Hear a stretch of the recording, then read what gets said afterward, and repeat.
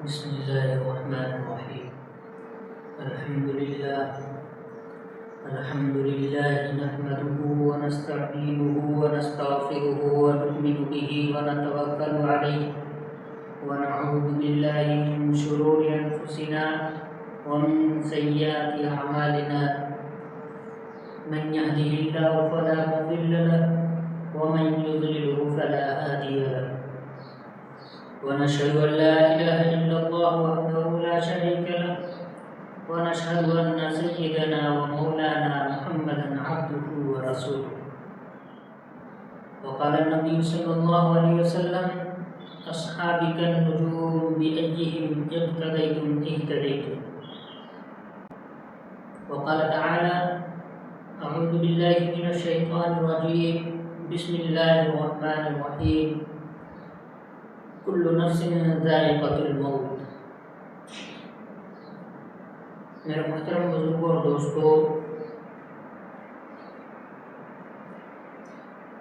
حضرت ابراہیم بن ادہم رحمۃ اللہ علیہ سے کسی نے عرض کیا کہ آپ کسی وقت تشریف رکھتے تو ہم لوگ آپ کی ارشادات سنتے اور اس پر عمل کرتے. تو حضرت ابراہیم بن ادہم رحمۃ اللہ علیہ نے کہا کہ مجھے 4 کام درپیش ہیں. اگر ان سے فراغت ہو تو یہ کام ہو سکتے ہیں کہ میں تمہیں ارشادات سناؤں. تو لوگوں نے پوچھا کہ وہ 4 کام کیا ہیں؟ تو ابراہیم بن ادہم رحمۃ اللہ علیہ نے فرمایا کہ ایک یہ کہ جب ازل میں عہد لیا گیا تو حق تعالی شانہ نے ایک شخص کے بارے میں فرمایا کہ یہ جنتی ہے، اور دوسرے فریق کے بارے میں فرمایا کہ یہ دوزخی ہے.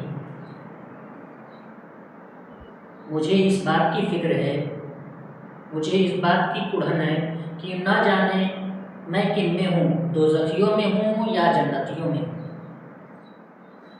دوسرے یہ کہ جب بچہ ماں کے پیٹ میں نطفہ کی شکل میں ہوتا ہے تو اللہ تبارک و تعالی ایک فرشتہ کو مقرر فرماتے ہیں، وہ اس نطفے پر مقرر ہوتا ہے.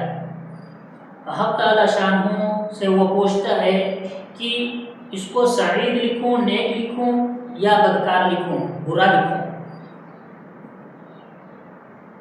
مجھے اس بات کی ٹینشن ہے، مجھے اس بات کی فکر ہے کہ نہ معلوم مجھے کن میں لکھا گیا، سعید میں لکھا گیا یا بدبخت میں لکھا گیا.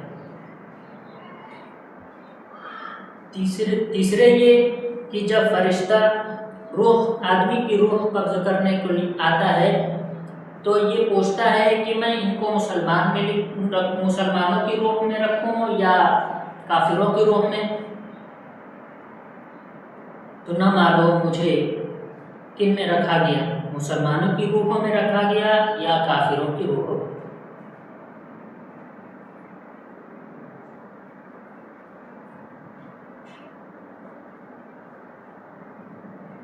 چوتھا یہ کہ جب قیامت میں حکم ہوگا کہ وَامْتَازُوا الْيَوْمَ أَيُّهَا الْمُجْرِمُونَ، کہ آج مجرم